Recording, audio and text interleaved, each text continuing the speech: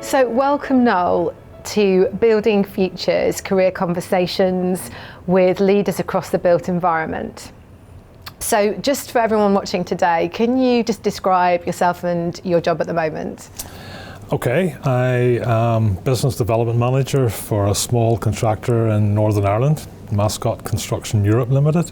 My job is to talk, and I'm very good at that, so my wife says. And I reach out to various people to gain business, but I wear many hats. I represent the CIOB as a trustee.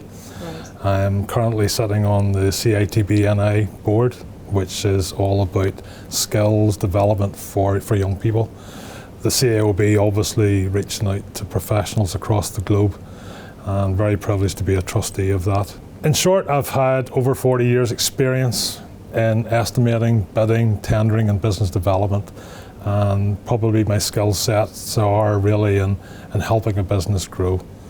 Laterally, and to my shame a little bit, reaching out to people in need, people who are underrepresented, and this whole piece about equality, diversity and inclusion is something that's been very passionate for me over this past number of years, and I sort of wish I'd started 30 years previous. But sometimes you need to gain experience to understand what is happening in the industry. It's a particular passion of mine to be able to be supportive to anybody that I've worked with in my career. I've had the privilege of training and mentoring so many wonderful young people as they come in from university into the bid teams and the business development teams that I've been operating in. I suppose, in particular, the whole piece about women in construction, the industry does need to change, and it really needs to embrace people from all backgrounds. So, Noel, we met at the Women in Construction Awards, and the reason I was so passionate about getting you here today was because you stood up on stage and you talked as a man. You were winning the Male Ally at the Women in Construction Awards, and you spoke so movingly and so eloquently about your views on how we improve equity, diversity and inclusion across the construction industry, but also how you felt as a male ally, how important your role was. Can you talk more about that? Because I remember feeling so inspired by what you spoke about. Well, thank you for that. For me and my career, it's always been, me as a person, it's always about trying to do the right thing for people. At the end of the day, everybody is somebody's child. And it maybe sounds very nice to say this statement, but I've always wanted to try and do for somebody else's child what I would hope somebody would have done and has done for my three boys. And every person that comes into the place I work with, they're somebody's kid, and everybody has a role to play, and particularly the whole business of females in construction and women in construction. I have seen the hurt caused by men to women. I have had the privilege, and it is a privilege to me, to listen to the stories that women I have met in my career, in my work with the Chartered Institute of Building, and listen to how they have had to deal with issues that we thought maybe we had got over, but they're still there. The wolf whistling, the innuendos, and it saddens me to hear of that. And now, recently just becoming a grandfather for the first time to a lovely little bouncing 11-month-old baby girl, I sort of had challenged myself, why are you doing this? And I look at her wriggling on the floor, playing about, and I realise I've got to be part of building a future for future generations coming into the industry, male and female, but particularly female, because we really need to embrace this subject. We have to change. And across the globe, there are so many different cultures that we have to deal with. But ultimately, it's about respect. We have got to respect each other, and if we cannot have respect as professionals, we have nothing. When we talk about professionalism, integrity, and experience, but I feel that respect binds all of those together, that we work seeing people for the role they do, rather than whether they wear a skirt or a pair of trousers. No matter what race, background, sexual orientation, ability, disability, we've got to embrace people, as somebody's child, basically. So we met at the, as we said, the Women in Construction Awards. Do you know yet who nominated you for the Male Ally, or even was there something specific you'd done, or was it just generally this amazingly inclusive, positive, warm, that kind of feeling that comes out of you whenever you talk about inclusivity across the built environment? I think, no, I never found out who nominated me, and in some ways that doesn't matter, but I was very honoured and very overwhelmed to have even been considered whenever the paper came through, to the application form came in. But I have been involved, never mind my work life, it has been peppered throughout my career of reaching out to young students and young people at the start of their careers, many who now are leading lights in the industry, but I've also, because of social value, opportunities, reached out to local communities in Belfast and working with socially deprived groups and areas to reach out to try and encourage them by offering opportunities, because a lot of the government projects have these social value requirements, and we're to bring in apprenticeships and offer opportunities to long-term unemployed, etc. So I've been involved in all that piece. But I think also through my work with the Institute, the Chartered Institute of Building, which is a real passion of mine, and I have been involved in as a trustee, but also on the various committees and boards within the Institute, of listening to how we reach out, how we plan and provide pathways to membership. And the Women in Construction thing, I was asked by the CITB and I to come in as a male ally for them, as somebody that would stand up for them and be able to provide networking opportunities and bring my contacts into contact with the CITB-NI. So I've been involved in helping out with a couple of their summits. I've been involved with careers advice for young girls coming from, it was all virtual, but brought together some people I knew from industry to be able to speak at that event, all women, speaking to young women in schools and colleges. And I suppose maybe that's where it came from, but I even feel as if I still haven't done enough. Women's Tech in Belfast is a wonderful organisation that I've become involved with a little bit, reaching out to women in the area, teaching them basic trade skills so as they don't have to pay for somebody to change a plug, these sort of little ideas. And one of our young apprentices within Mascot, she has come from that particular Women's Tech group and is now just recently won Apprentice of the Year in Northern Ireland through the Construction Employers Federation Awards. And Shannon is just, she's worth interviewing because she just has such a passion for the industry, and as a young female joiner, she's now mentoring another female joiner within the company. Wonderful. And there's so much good work that I've been able to be involved in. Maybe that's why I got nominated, I don't know.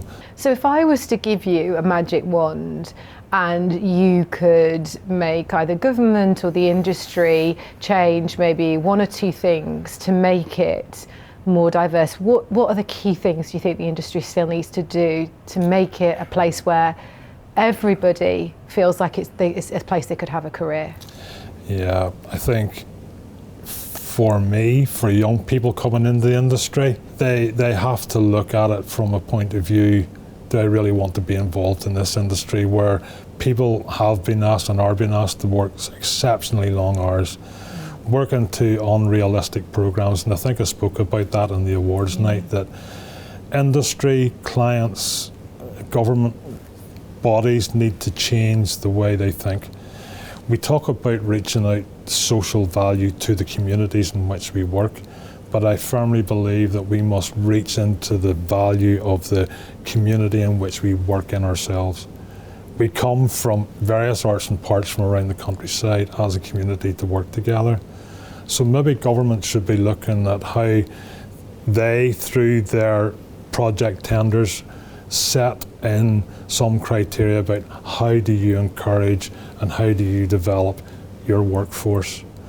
We've got, I believe clients have got to realise that there has to be an optimum time for doing the work. There's got to be some way of providing opportunities for young people where they are not working to live but living to work. Is that the right way? Absolutely. And you know, it's, to me, it's, I certainly would question seeing my sons and my daughter-in-law working 60, 70, 80-hour days. How else are they ever going to have a family life? Family life is as important as work life. It used to be it was a third of your day was your working life, a third was your social life, and a third was your rest.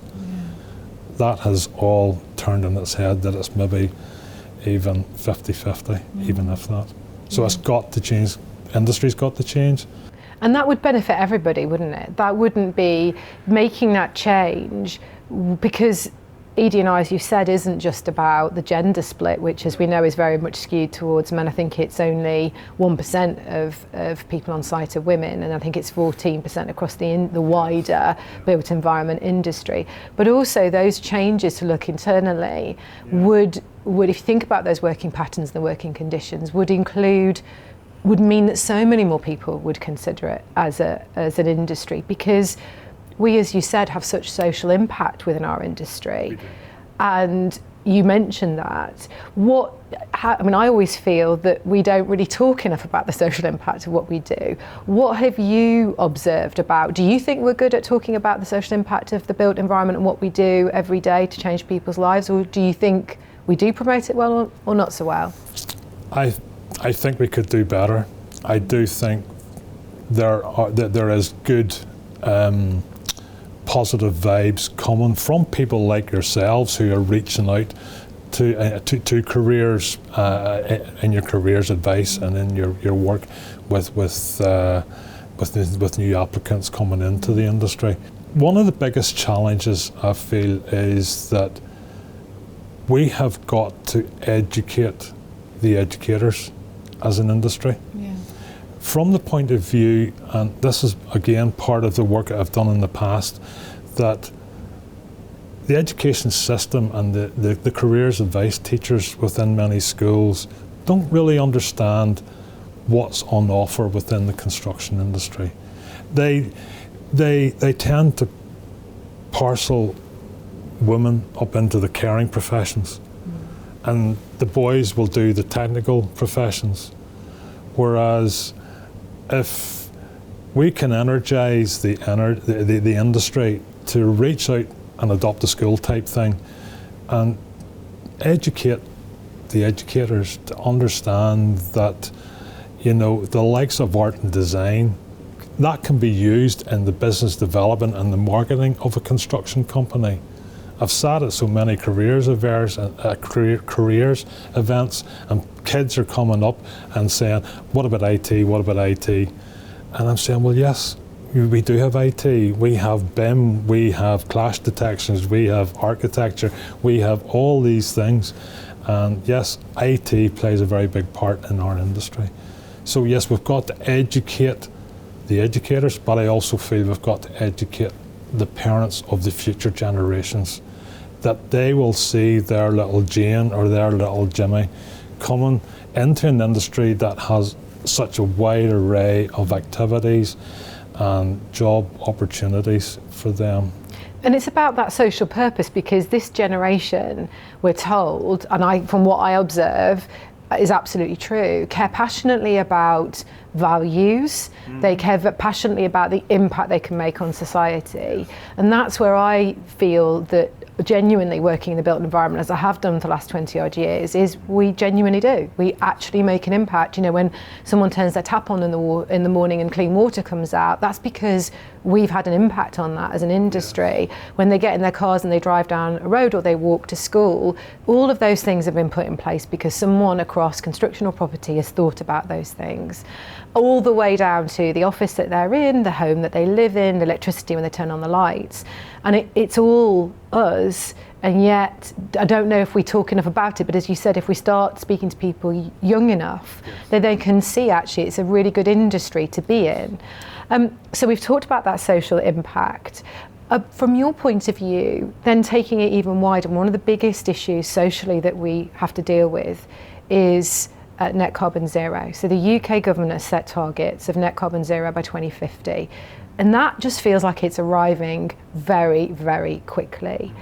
And this is obviously a moral dilemma for everybody. We've got to deal with it as a planet. What are you feeling nervous about net carbon zero being achieved? Are you seeing things around and about the built environment that makes you feel confident that we're going to achieve it? Yes. Both. Yes, yes, there's a nervousness, but I think there's also the positive work that's being done by so many talented individuals. We are looking to offshore energy, we're looking to the electric cars, and we're seeing that more and more coming in. We have to change, because at the end of the day we see our children and our grandchildren. What is my little granddaughter going to be living in 50, 60 years' time? And so, yes, things are changing. We are already seeing passive house, we're already seeing net carbon zero activities coming more and more to the fore, because if we don't, we won't have a world to live in. It's as simple as that. And do you see the construction property industry across the UK evolving? Can you see innovative tools being used? Do you feel confident and excited by it, or still? I'm confident. I think there's a way to go. But I am encouraged by the fact that particularly the likes of social housing providers are looking at retrofitting schemes. Our company has been involved in that. And that can only be for the benefit of the public and the benefit of homeowners going forward. I suppose the one concern I may have is, what's the cost to provide these new forms of energy, and the payback periods and the affordability? So I suppose that falls back on then, that if we're going to have these new technologies and paying for them, we're going to have the reciprocal rise in pay, and that sort of thing going forward, for people to have a decent wage and a fair wage to be able to pay for this as well. Absolutely. Maybe I'm wrong in that, but it's something that I suppose, yes, it's happening. I'm hearing of so many different, particularly this wave technology off the west coast of Ireland and everything. It can only be good. Absolutely. And as you said, people, if they're going to need to retrain in some way to deal with low carbon, boilers, or in terms of moving from boilers to heat source pumps or whatever the equivalent could be, it's the support financially for them to retrain in the necessary way to be able to switch to these more sustainable heating and lighting systems, etc. Yes, and I suppose really going into what the likes of the CIOB is providing is that continuing professional development of its membership through courses and seminars and webinars about how we're addressing the net carbon zero industry, training our members up for that, letting them understand the new technologies coming forward. So yeah, there is a positivity. It's a wee bit like the whole woman in construction piece. We have definitely scratched the surface, and we've made a fairly decent scratch into the surface, but there's still a long way to go, and it's going to be the same for the green agenda as well. So just circling back to that point around ED&I, if you could now, because you're talking about your young granddaughter and you're saying, you know, if she was to consider this as an industry, if you are a spokesperson and also you have influence over the industry, what would you say to people? If you could just do this is going to make it so much easier to have better diversity. Are there things that if there's one thing or two things you could just do, what would that be? Treat people with respect. Look at people for the role they do. Don't judge people. And try to reach out in a positive way to encourage. I would call this the across the coffee table evangelism, where you can encourage so many people by just asking how you are. How's things going for you? And I think the one thing that I've really become very aware of is that, you know, we just don't know who is carrying what with them whenever they come through the door of an office. So that's why we have got to learn to be very aware of our circumstances, are very aware of what's going around us in the office environment that we work in, because sometimes it's the hidden disabilities, it's the hidden burdens that people are carrying, and that's why it's learning that and maybe being trained and understanding how we react in behavioural attitudes to people, because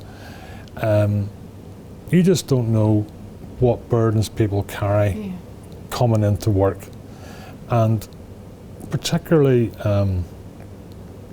I've been through that experience with my son 10 years ago, and it was difficult. And I think that ultimately this piece about respect for people you're working with, people that you interact with day and daily, don't judge them. Try to understand if you can. Try and open up a conversation. Just be real to real people. Yeah, I couldn't agree more, I have to say. So, back to you, because I think you come across as a very modest person, and yet you win these amazing prizes and you're in these positions of influence. So what career advice would you give? What have you done, or there's a mindset you have or decisions that you make that you think has got you to where you are now, in terms of your role, the role within CIOB, etc.? What? I think work hard. Be dedicated to what you're doing.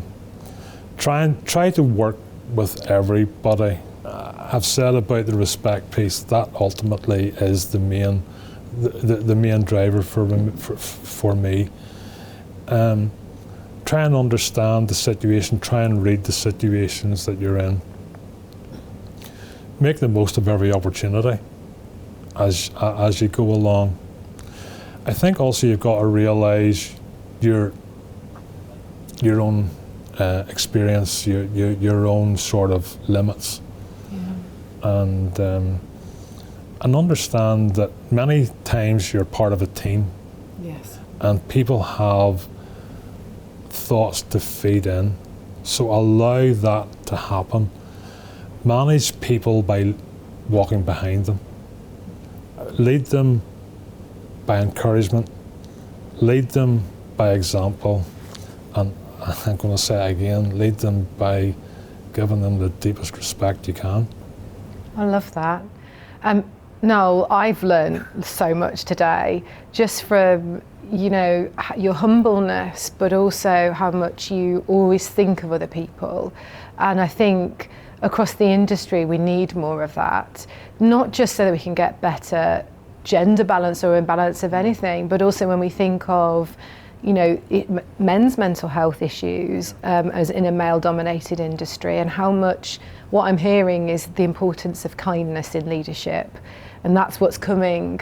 That's the thread, I think, throughout everything you've said today, is that kindness, that thinking for others. When you said, you know, you walk behind them, that's the real metaphor, isn't it? That mental image of how you can really lead in a kind way. And that basically came from my last year at college, way back in 1980, so you can figure out my years now. But that was said to me in the midst of a management seminar. If you want to lead the people, walk behind them. And I never forgot that. And as I say, everybody is somebody's child, and try and treat people with the respect that you would hope somebody would give your children. So now we started our journey at the Women in Construction Awards, and I said at the start I was totally inspired by you and what you said, and it was your humility, it was the kindness, and yet actually with an edge of, we will get this done. There's a steeliness to you as well, of we will get this done, it's not okay, and this is going to change, and wrapped up in this wonderful, kind, thoughtful, empathetic person. And I know, listening to you, that I've certainly learned a lot about how, beyond construction and property, how I want to lead in a different way from what you've been talking about, and how important it is to think about others. So thank you so much for coming in today and talking to us. No, well, thank you so much for the opportunity, and hopefully it'll be of benefit to whoever listens to this. But I've thoroughly enjoyed it, and feel very privileged to have even been asked to do this. So thank you very much.